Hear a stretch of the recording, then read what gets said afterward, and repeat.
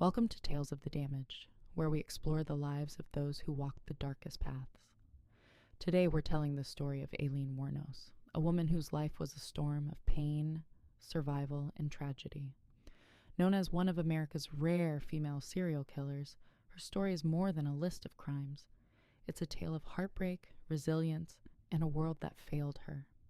Buckle up, because this is the story of Aileen Wuornos, the highway killer. Aileen Carol Wuornos was born on February 29th, 1956, in Rochester, Michigan. Her life began in chaos. Her mother, Diane, was just 14 when she married Aileen's father, Leo, a troubled man who left before Aileen was born. He was later diagnosed with paranoid schizophrenia. Diane struggled to raise Aileen and her older brother, Keith, alone.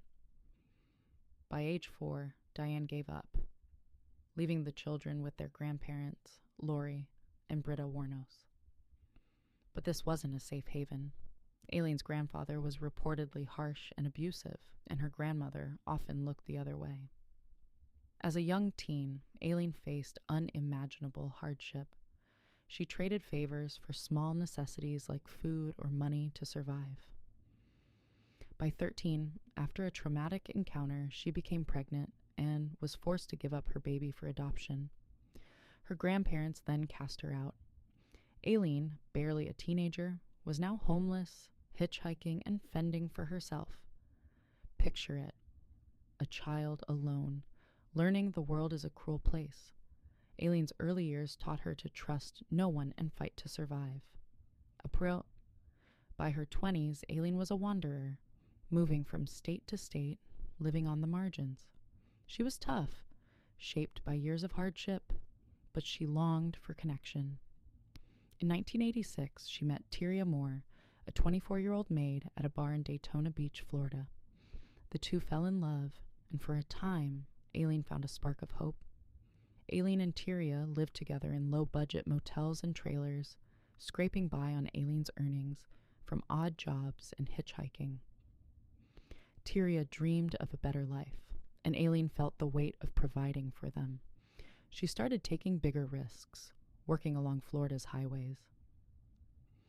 Aileen carried a small pistol for safety, having faced danger from clients before.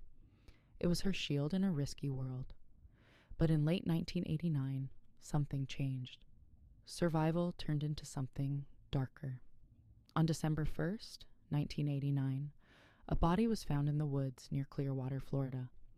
Richard Mallory, a 51-year-old shop owner, had been shot multiple times. His car was gone.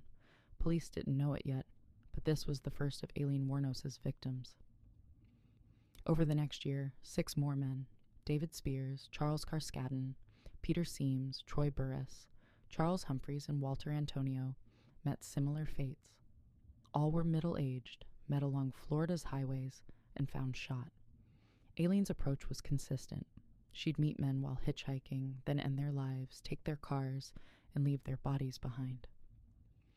Aileen later claimed she acted to protect herself, saying each man had threatened her safety. But evidence suggested planning. She shot some victims multiple times and sold their belongings.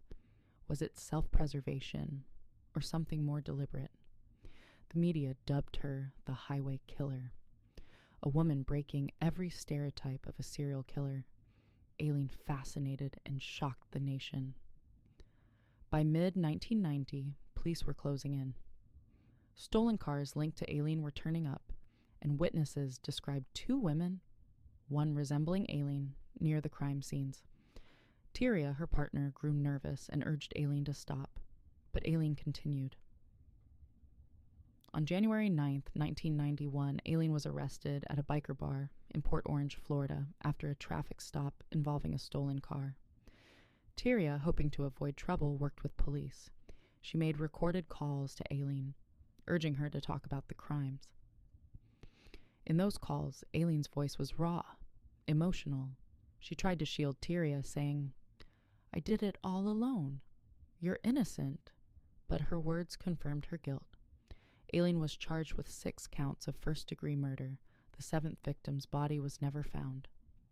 Aileen's 1992 trial was a media frenzy.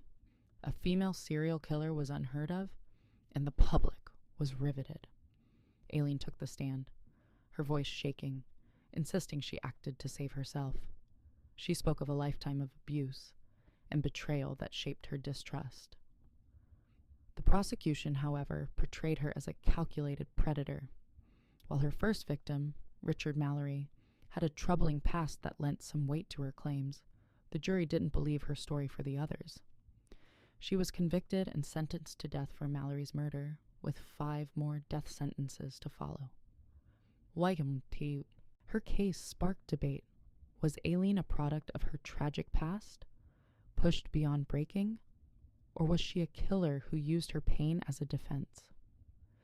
The 2003 film Monster, starring Charlize Theron, who won an Oscar for the role, and countless documentaries kept her story alive, challenging us to think deeply.